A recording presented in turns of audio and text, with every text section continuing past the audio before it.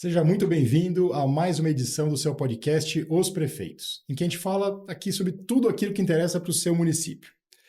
E hoje eu tenho o prazer de receber um cara que é muito diferente e é um cara que eu sou muito fã. É um cara que chama só Célio. O nome dele é maior, mas ele é conhecido no meio artístico como Célio. E ele tem uma história de vida belíssima, que eu não vou contar, vou querer que ele conte. E essa história de vida virou uma ideia, que virou um projeto, que já impactou algumas milhares de pessoas. Então, Célio, primeiramente, conta para mim quem é o Célio. Fala, meu amigo, muito bom estar aqui com você. Um prazer, um prestígio, né, imenso participar desse podcast. Bom, o Célio nasceu na Paraíba, em 1989, né? Tenho 35 anos, sou filho de nordestino, né? Pai pernambucano, mãe paraibana. E a gente veio naquela história de ganhar a vida em São Paulo, né? Então, minha mãe, quando eu tinha mais ou menos 4 anos de idade, decidiu vir para São Paulo, porque São Paulo, né, tem aquela coisa da oportunidade, do Terra das trabalho, né, oportunidades, aquelas né? terras das oportunidades. Aí viemos de carona, boleia de caminhão. Eu tenho alguns flashes assim na minha memória desse período. E chegamos à cidade de Guarulhos, mais ou menos ali em 94 ou 95. E é uma cidade que eu amo muito, uma cidade que me acolheu eu e minha família muito bem. Tem né, Mamonas Assassinas, cara. Pô, é de lá, né? Então eu tenho toda uma referência dessa cidade. E foi ali também que eu conheci na rua, né? Trabalhando como catador ali com 9 anos de idade. Para ajudar minha família, né? Uma família muito desestruturada, humilde, essa coisa do que é o cenário do Brasil. E aí fui pra rua com meu irmão mais velho pegar latinha, papelão com a carroça. E ali eu conheci a arte de rua, o grafite, conheci a pichação, essas manifestações da rua, skate, enfim. E você E estava na escola. eu estava estudando. Então o que eu fazia? Estudava de manhã nessa época e ia pra rua de tarde pegar latinha e papelão. Né? E quando eu trocava de turno, ano seguinte eu fui estudar de tarde e pegava latinha e papelão de manhã. Então essa era a minha rotina. Uhum. Estudar, pegar latinha e papelão, porque minha mãe sempre falou, né? Então, ó, você pode ir para ajudar, beleza, mas escola não vai largar a Não é escola. Não negociável. vai negociar isso. Acho que a única coisa que ela sempre deixou clara, e meu pai também, é, ó, escola é sagrado, não dá para negociar. Então, ali na rua, pegando latinha, papelão, eu comecei a observar a cidade, né?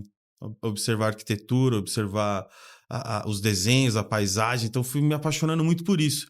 E tinha um artista que ele ficava pintando os muros ali. Eu comecei a identificar a arte dele, porque quando você começa a observar o artista, você vai identificando ele depois. Uhum. Você fala, ó, esse aqui é fulano. E aí eu lembro que ele começou a pintar uns carrinhos dos amigos meus, assim. Começou a pintar esses carrinhos, eu falei, nossa, como eu queria que ele pintasse o meu também e tal. Aí um dia ele veio, apareceu lá, pintou o carrinho, tal, aquela coisa mágica, né? Eu tinha ali, já tava de 13 para 14 anos. Quem que era o artista? Chama-se Rim, lá de Guarulhos. Uhum. Então, eu fiquei com aquela coisa mágica ali do spray, da cor, da tinta. E fui para casa com a cabeça explodindo, assim. Eu falei, meu, que legal, preciso fazer isso. Porque depois que ele pintou o carrinho, eu percebi que as pessoas começaram a me olhar, né? Até então eu era uma pessoa invisível. Passava, ninguém falava nada. Eu lembro com o meu carrinho colorido, tá até no meu Instagram isso. Eu com o meu carrinho colorido, as pessoas passavam, buzinavam. Nossa, eu nunca vi um carrinho, né? Um carroceiro com um carrinho tão bonito. E aí eu comecei a perceber isso e, pô, quero isso. Então foi aí. Já era uma pílula de Já arte era, impactando o meio ambiente, né? com certeza. E aí eu lembro que eu fiquei com aquilo ali na cabeça e juntei uns outros amigos meus da rua. Falei, meu, a gente precisa comprar tinta e pintar, meu. A gente precisa pintar, mas como? A gente não... Cara, vamos fazer. Ficava desenhando no caderninho. Foi quando eu comecei a dividir o meu dinheiro em ajudar minha mãe e a parte que era pra mim comprar tinta. Uhum. Então comecei a pintar muro. Ó, legal, Célio, eu vi seu desenho ali. Ó, e aí tem essa coisa de como que eu crio um nome, né? Todo mundo tem um vulgo, um nome, um apelido. Como que eu crio o meu? Eu falei, meu, você é o Célio, eu sou o Célio, eu sou o Célio. Uhum. E hoje é isso, assim, o artista Célio não divide ele, eu não consigo separar eu da minha arte, do meu projeto, da minha vida, então é tudo uma coisa só. E esse período, como você mesmo falou, eu ali na escola, estudando e pegando latinha e papelão, eu cheguei no diretor da minha escola ali e falei, cara, As paredes estão muito, né? Pô, a escola tá muito judiada. Acho que, sei lá, que tal a gente trazer uns artistas aí e colocar cor? E a justificativa foi que eu, no primeiro colegial, um amigo meu foi pra Fundação Casa na época, fez coisa errada, foi pra Fundação Casa. E ele ficou uns 2 ou 3 meses lá, e quando ele voltou pra escola, eu perguntei, cara, como que é lá a Fundação Casa, lá a antiga FEBEM? Ele falou, parece a escola aqui, ó. Aquilo me deu um... Mesma paleta de cor, né? Mesmo padrão de Cara, cor. a mesma coisa, assim, aquilo me chocou, sabe? Tempos depois eu fui na Fundação Casa dar a palestra e de fato é muito parecido. A paleta de cor, a estrutura, a arquitetura, as grades. Mas uma coisa que me chamou a atenção foi que ele falou, olha o corredor. Eu olhei, ele falou, então, corredores, salas de aula, corredores, celas. Para ele trouxe A mesma referência, a né? mesma referência. E falou, quando a gente vai lá pro pátio, é como se eu estivesse tomando banho de sol. Então aquilo me deixou meio... Caramba, velho. Tipo, parece que você tá sendo condicionado a sair desse... você vai sair daqui para esse lugar se você não tiver uma outra oportunidade, assim. Quando a escola tem que ser um espaço muito convidativo e que, né, assim, aciona o imaginário da criança para ela querer estar ali, ela querer gostar daquele espaço, né? Exatamente. E aí eu pensando nisso, conversei na época com o diretor, um cara muito sensível na época, e falei, olha, eu quero trazer uns amigos meus, eram mais velhos, que um deles é o Tinho, o Walter Nomura, a primeira geração do grafite de São Paulo. Então eu levei ele, mais outros amigos, pintamos à frente. Então, o diretor topou. Topou. Então, nessa história eu já acho isso muito legal, porque o diretor de escola, né, eu já tive algumas passagens na educação e vários secretários falam isso, que o diretor, da escola, ele acaba sendo o maestro daquela comunidade. Se ele é um bom diretor, a escola floresce, né? As pessoas, né, gostam de frequentar, a comunidade abraça aquela escola, os alunos se desenvolvem melhor. Se o diretor não é bom, não vai bem, por mais que você tenha bons professores e tudo mais, você acaba tendo uma desarticulação. E você vê, e o teu diretor foi um cara corajoso, porque ele pegou uma ideia de um aluno, Sim. com uma ideia quase transgressora, Sim. E falou, vamos fazer esse negócio aí. Sim, pô, isso foi legal esse seu recorte aí, justamente, porque eu lembro que ele já olhava pra mim diferente, porque eu sempre tive um olhar muito especial pela escola. Então, eu lembro, como eu te falei, eu pichava, né? Tipo, saía se expressando ali. Eu lembro que uma vez eu pichei, ele chegou em mim e falou assim, não é legal o que você tá fazendo. Aí ele falou, pega uma buchinha e vai limpar. Aí eu lembro que eu peguei, reuni todo mundo, pegamos a buchinha e apagamos tudo. Na época eu ainda não tava com essa coisa de fazer grafite. E aí, quando eu descobri o grafite, que eu voltei com ele e falei, agora eu tô fazendo arte. Eu apaguei as pichações, mas o que você acha da gente trazer os artistas e tal? Eu falei com ele, eu tinha 15 anos de idade, imagina. Aí eu mostrei, na época era Fotolog, tinha Orkut também, mostrei o trabalho dos artistas, ele falou, não, legal, traz os caras aqui. Comprou a tinta, tal, deu uma ajuda ao moço, pintou a frente. Aí se tornou uma escola meio que modelo no meu bairro, isso era 2004 para 2005. E os alunos falaram, nossa, olha a nossa escola. Então se tornou uma escola muito bonita dentro daquele bairro. Isso se deu uma repercussão. E aí ele falou, vamos fazer mais? Vamos. Aí adentramos os muros e fizemos a parte da entrada da secretaria. Vamos fazer mais? Vamos. Aí fizemos a lateral. Vamos fazer mais? Fizemos a casinha. Aí a escola foi se tornando uma galeria de arte, assim. E que eu imagino que essa galeria de arte foi o primeiro contato que muitos dos alunos tiveram com arte. Exatamente. Muitos deles ali, amigos meus que cresceram comigo, nunca tinham visto um trabalho de arte tão próximo deles, assim. Aí foi onde me deu outro insight, assim. Falei, cara, a escola agora ela não é só uma escola. Ela não tem mais esse estereótipo de presídio, porque agora ela tem arte. Será que podemos chamar uma escola galeria de arte também uma escola que tem trabalhos artísticos de pessoas que estão vivas, são pessoas contemporâneas do meu tempo, são pessoas que são referências, né? Às vezes a gente aprende muito sobre arte europeia, americana, arte que não tem nada a ver com o nosso cotidiano do Brasil, com as nossas referências. Então a gente não estuda muito sobre os nossos artistas, né? E ali eu percebi que os alunos começaram... Nossa, esse daqui eu vejo o trabalho dele lá. Pô, isso aqui não é aquele cara que compra pão ali naquela padaria, mas ele tá aqui também. Sim. Então é muito bom a gente aprender sobre o Van Gogh, o Picasso e todos esses artistas que construíram, né, tudo isso, essa beleza artística que a gente tem hoje no mundo, mas também é legal falar dos nossos artistas ali, né? Os que estão ali vivo, local, né? Estão fazendo, acontecendo, estão ali lutando pelo seu espaço, e para que isso também seja um combustível para o aluno, né? Como Exatamente. foi para mim, né? Tipo, olhar e me inspirar e querer também buscar aquilo para minha vida, porque eu tava vendo que isso tava fazendo muito bem na vida deles, né? E eu quis isso para mim e quis mostrar isso na escola. Então foi muito poderoso, assim, na época, porque se tornou uma escola muito modelo, referência. E era uma escola que era um projeto antigo, que era aquelas de lata, né? Sim. Lá dos anos 2000 ali, né?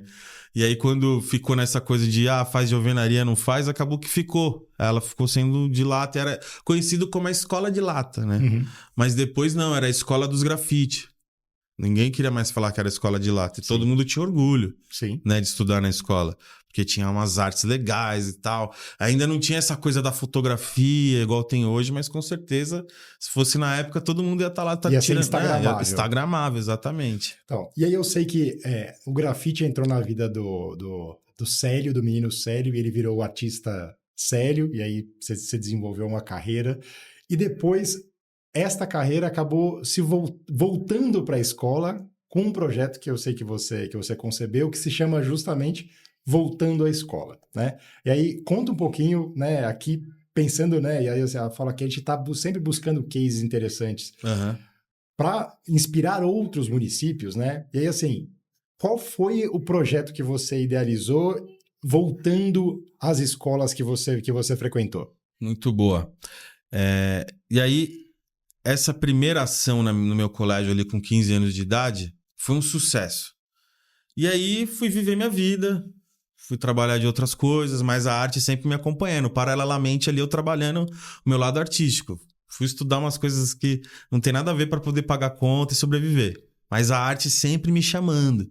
Fui crescendo, né? Fui ganhando corpo ali, entendimento, fui estudando. Sempre gostei de estudar muito sobre arte, sobre várias questões. E fui ali desenvolvendo um estilo, né? Importante no cenário artístico, você tem que ter um estilo, você tem que ter uma pesquisa, você tem que ter uma poética no seu trabalho, que vai te fazer ganhar know-how e ser diferente dos outros, porque é um mercado também competitivo. Hoje o grafite, cara, eu vivo 100% disso, e vários amigos também. Então você só se destaca se você tem aquela coisa original, que olha e fala, caramba, eu não vi isso em outro canto. Então eu fui construindo um estilo, paralelamente trabalhando, até que no ano de 2017 eu encontrei um diretor de escola, eu fazendo um muro, eu pintava por hobby, final de semana, não pagava minhas contas, era mais por diversão. E aí passou um cara, falou, eu sou diretor de uma escola, tal, tem um muro lá da escola, lá tá todo pichado, tal, você não quer fazer um trabalho? Aí na hora eu me lembrei lá de trás, lá do diretor, ele me lembrou muito, o diretor, as ideias dele. Falei, cara, eu fiz um projeto assim, quando eu era jovem, tal, contei pra ele, cara, eu acho que dá pra gente fazer, hein? Mas eu falei assim, cara, mas eu quero pintar salas de aula. Porque no meu colégio a gente começou pintando por fora até chegar nas salas e transformamos as salas de aula em uma galeria de arte. Ele, vamos lá falar com a diretora, ele era coordenador. Aí chegamos pra falar com a diretora, aquela clássica história, né? A diretora pagou os pintores pra pintar a escola, os pintores foram embora e não voltaram pra terminar o trabalho.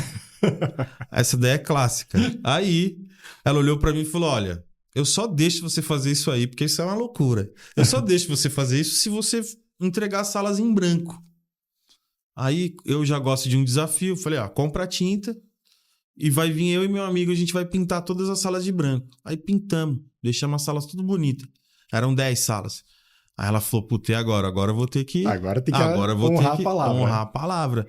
O que vocês precisam? Preciso de spray, disso. Selecionei os artistas, fiz um trabalho de curadoria.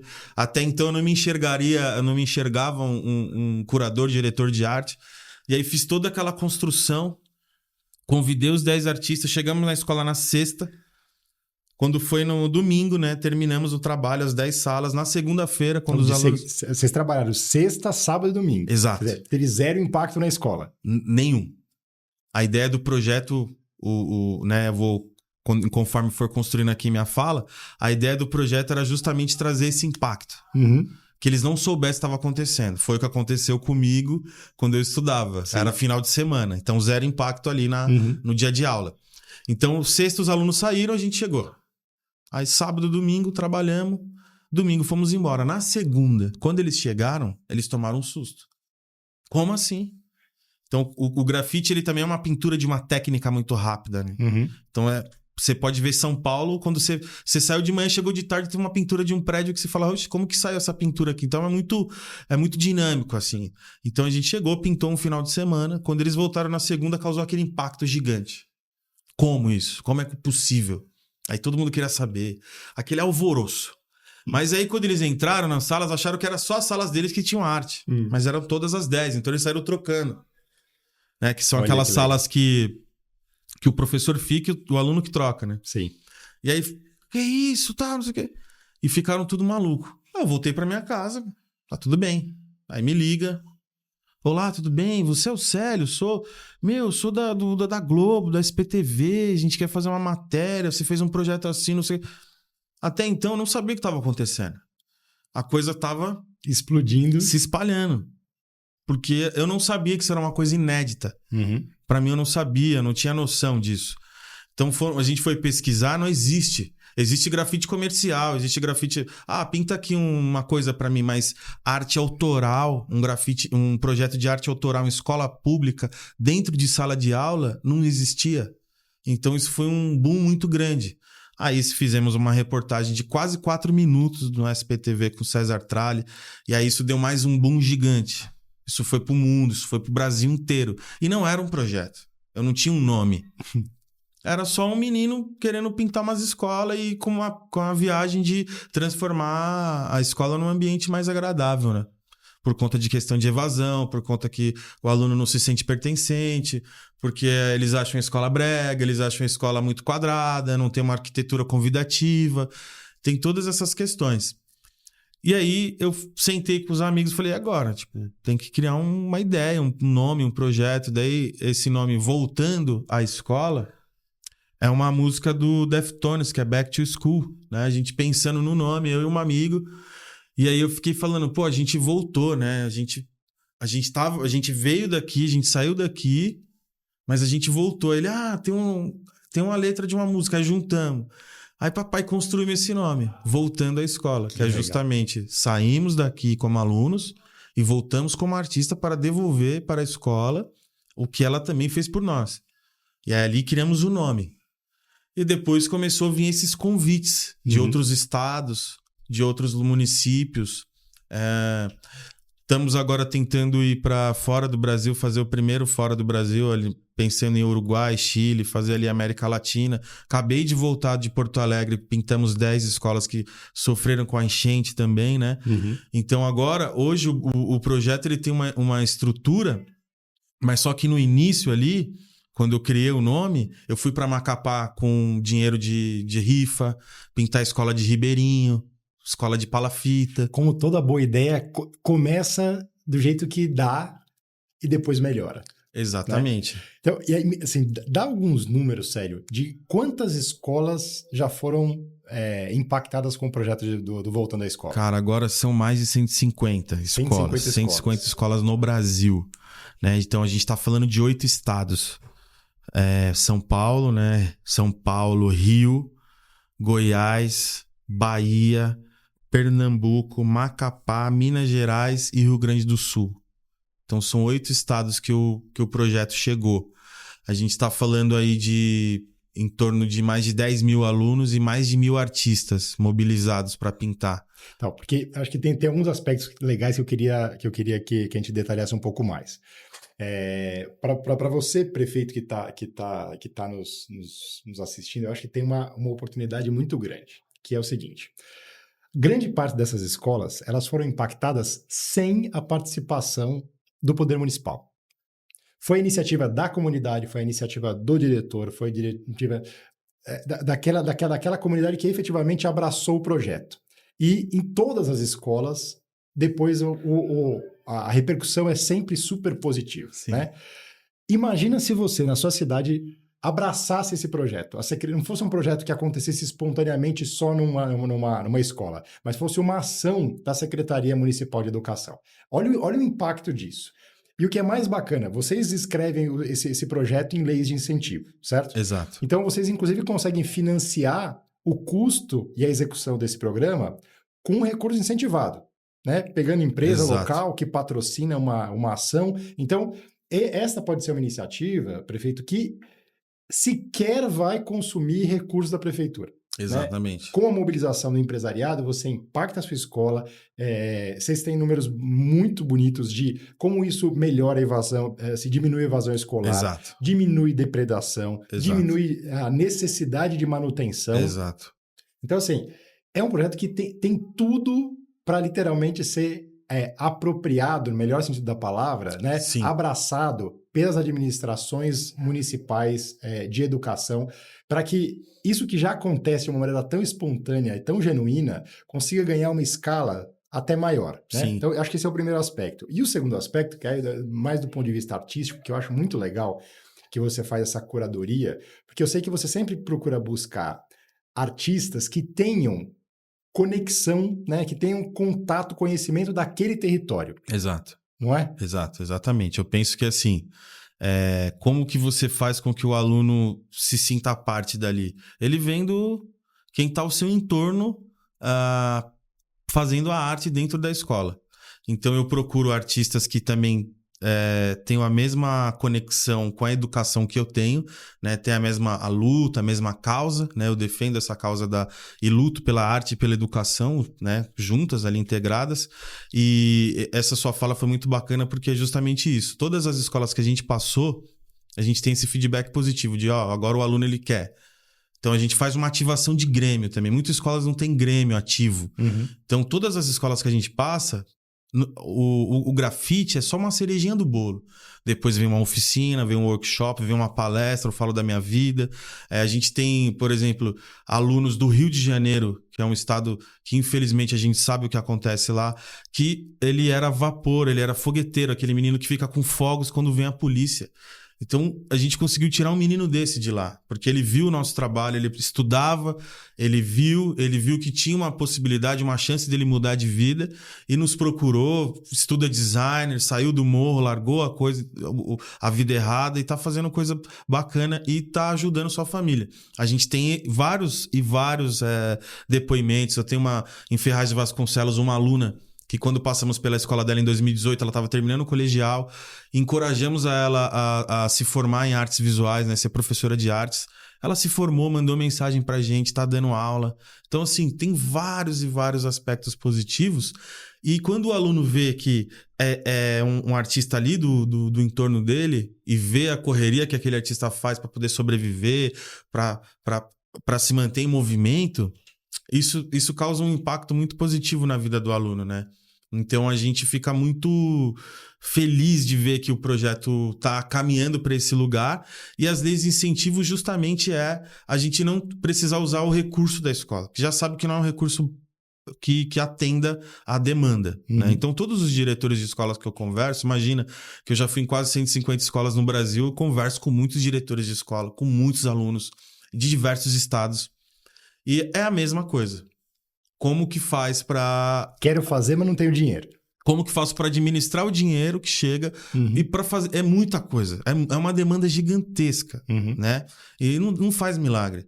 Então, imagina eu chegar lá com um projeto e ainda querer que a escola banque. Então, a gente escreve nas leis federais, estaduais e municipais. Estamos escrito nessas 3 leis. Né? Então, a gente vai na escola, a escola não gasta nada. A gente leva a tinta, leva os pintores, faz a base, faz a arte, faz workshop, faz oficina, faz palestra. É um presente para a escola. Né? E sério, sabe, eu acho que tem uma coisa que é muito interessante.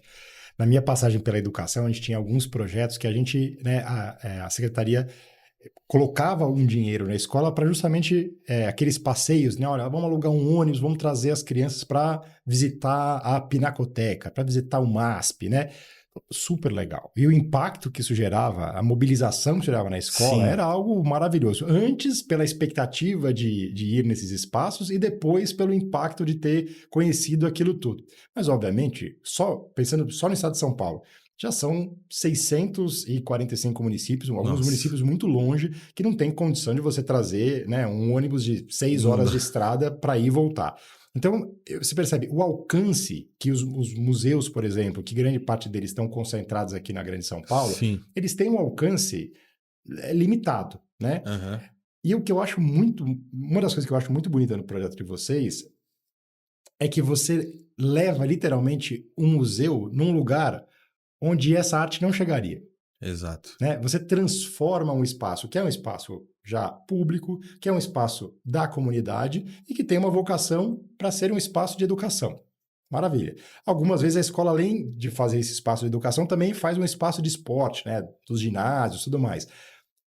Mas trazer esse outro componente adicional, que é justamente esse contato próximo com a arte, para alguns locais, é literalmente a oportunidade que essa criança tem de ter um contato, assim, de primeiro grau, sabe? Assim, de estar lá. Não é que ela viu mediado por uma tela, não é que ela viu no YouTube. Não, não.